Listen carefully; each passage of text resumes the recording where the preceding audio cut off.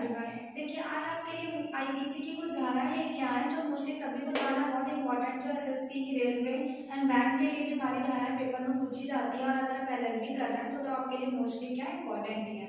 देख लेते हैं धारा 360 जो है वो कब लगती है, तो हत्या की कोशिश करने के लिए कौन सी धारा लगती है। अगर आपने किसी की हत्या की कोशिश भी की है तो भी वो भी क्या है, क्राइम है, जिसके अंतर्गत आपके ऊपर कौन सी धारा लगाई जा सकती है, 307। ठीक है, जैसे आपने हमेशा सुना होगा कि पुलिस वाले अधिकतर बोलते हैं कि ये धारा के अंतर्गत आपको क्या किया जाता है, अंडर में लिया जाता है। तो इस वजह से आपको पता होना चाहिए कि कौन से क्राइम करने पे कौन सी धाराएं क्या है लग रही है।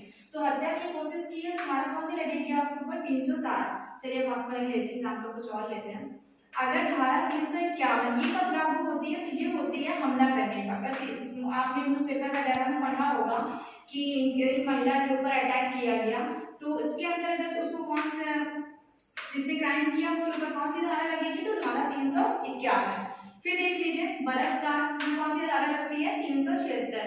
ये सारे आपने न्यूज़पेपर वगैरह में क्राइम देखे होंगे। फिर डकैती, अगर किसी के घर में डकैती हो गई, ठीक है, तो धारा कौन सी लगेगी, 395। ठीक, धारा 377 क्या होती है, अप्राप्तिक कृत। अप्राप्तिक कृत का मतलब ये होता है जैसे कि अभी जो 16 दिसंबर 2012 को एक निर्भया कांड आपने न्यूज़पेपर में पढ़ा होगा, उसमें लोहे की रॉड और वाइन की कुछ बॉटल यूज की गई थी, तो उनके ऊपर कौन सी धारा लगाई गई थी, धारा 377 वो आता है अप्राप्तिक कृत के अंदर। धारा 396 क्या होती है, ये डकैत, जैसे यहाँ पे डकैती हुई और डकैती के दौरान क्या कर दी गई, हत्या हो गई। ठीक है, जो डकैती होती है उसमें लोग मर्डर हो जा रहा है, तो उसमें धारा 395 396 दोनों लगेगी। एक तो डकैती की धारा लगेगी प्लस कौन सी लगेगी, 396, क्योंकि डकैती के दौरान क्या कर दी गई है, हत्या। फिर अभी देखिए 395 में किसी महिला का, बच्चे का, बूढ़े का, किसी का भी अपहरण हो गया है, तो कौन सी धारा लगेगी, धारा 395।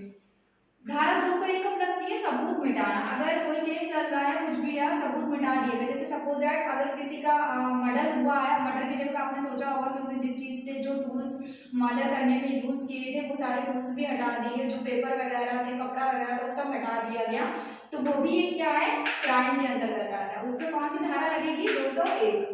378 क्या होती है, चोरी की धारा होती है। अगर कोई भी सामान या कुछ भी चोरी हुआ है, घर में चोरी हुई, तो धारा कौन सी लगेगी, 378। फिर छीना झपटी, देखा होगा आपने, महिलाओं का फोन छीन गया, चैन या कुछ भी, ठीक है, तो धारा 412 लगती है छीना झपटी के लिए। फिर हत्या करने के लिए धारा कौन सी लगती है, तो धारा 300। अगर किसी ने हत्या की तो धारा कौन सी लगी है, तो धारा कौन सी लगी है, 300। ठीक है, धारा 362 क्या होती है, तो ये अपहरण के लिए यूज होती है। धारा 362 395 दोनों अपहरण के लिए यूज की जाती है। धारा 415 किसकी यूज होती है, तो धारा 415 होती है छल करना। ठीक है, छल करने की, जैसे सपोज दैट आपने किसी के साथ आपने धोखा या छल किया है, ठीक है, आपने धोखे से किसी से पैसे ले लिए या किसी से कुछ भी, किसी भी प्रकार का कुछ छल हो सकता है, तो वो भी एक क्राइम के अंतर्गत आता है। तो छल करने के लिए धारा कौन सी लगेगी, धारा 415। ठीक है, एक बार रिवाइज कर लेते हैं। धारा 307 के अंतर्गत आता है हत्या की कोशिश करना। धारा 391 अटैक करने के लिए, हमला करने के लिए। धारा 376 बलात्कार। धारा 395 डकैती। धारा 377 अप्राप्तिक कृत। धारा 396 डकैती के दौरान हत्या। ठीक है, धारा 395 अपहरण के लिए, 201 होती है सबूत मिटाने के लिए, 378 चोरी के लिए, 412 छीना झपटी के लिए, 300 हत्या करने के लिए, 362 डिब्बे अपहरण के लिए, 415 होती है छल करने के लिए। ठीक है, इसको आप रिवाइज करिएगा। बाकी और अगर कुछ लगे अगर आपको, तो उसके लिए कमेंट करिएगा, कोई प्रॉब्लम हो। और अगर आप ऑफलाइन क्लासेस लेना चाहते हैं तो उसी वीडियो में देखिएगा, उसमें एड्रेस वगैरह सब कुछ मेंशन है, तो आप ऑफलाइन क्लासेस भी ले सकते हैं। ओके, वीडियो को लाइक करें, सब्सक्राइब करें, शेयर करें। Thank you so much.